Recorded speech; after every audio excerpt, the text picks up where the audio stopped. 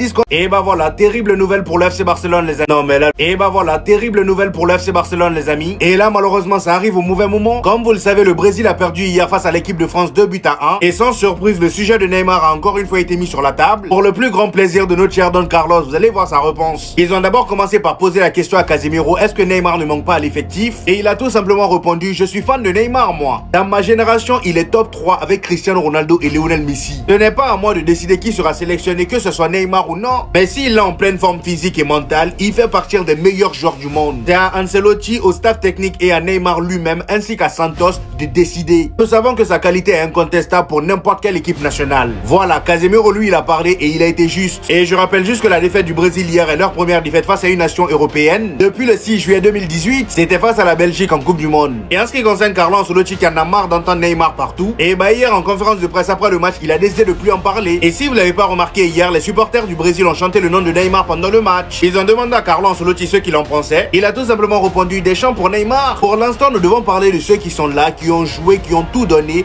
qui ont montré leur visage, qui ont travaillé très dur. J'en suis satisfait, point barre. Il en a marre d'entendre parler de Neymar partout. Et la mauvaise nouvelle concernant le FC Barcelone est que Rafinha, les amis, comme vous avez pu le voir hier, est sorti à la mi-temps. Et on vient d'apprendre qu'il souffrait déjà de fatigue avant le match face à l'équipe de France. Et encore pire, il était même sous traitement. Et au vu de tous les matchs qui attendent le FC Barcelone, regardez ce qu'on nous dit. Rafinha pourrait finalement manquer tous ces matchs en raison d'une blessure. La bonne nouvelle est qu'aucune grave blessure n'a été signalée pour l'instant. Et bah voilà.